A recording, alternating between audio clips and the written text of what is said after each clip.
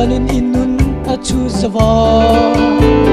Ato plinta rosa chua Tikel swalay tua iting talaw Offer si iram chulkan nin nga omta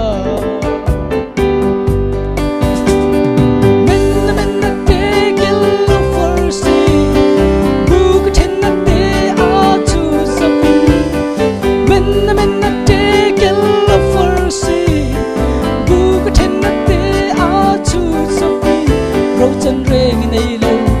iram chu ba ya ni thot lai ber po achul zau ta ne pathianin iram achu zawa ato phlenta tu na ya tikel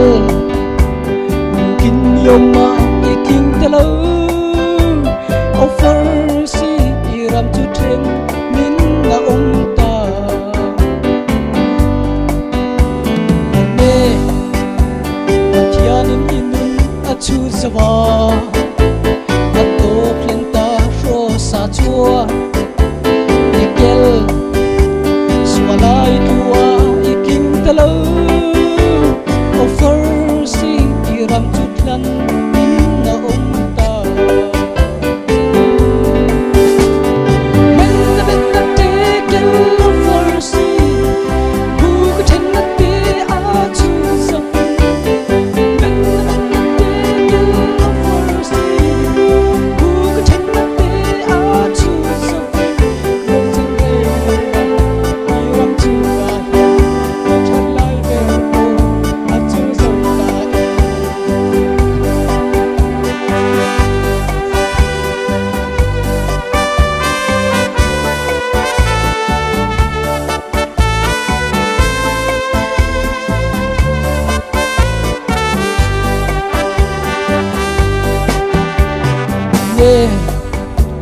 Pathianin iram achu zawa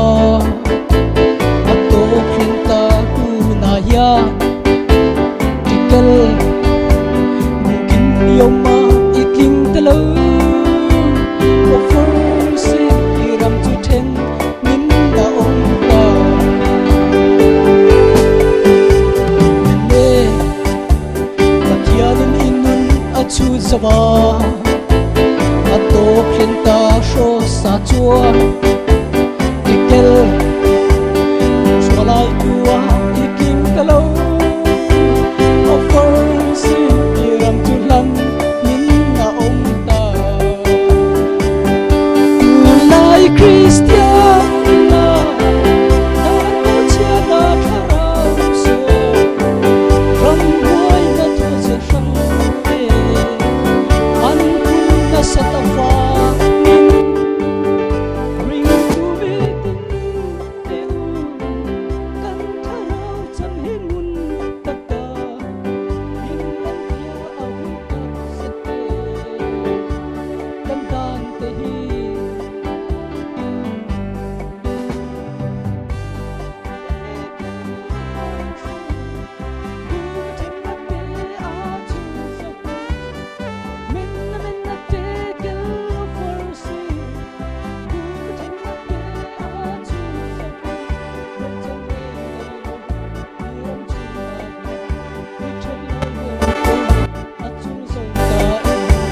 chân rê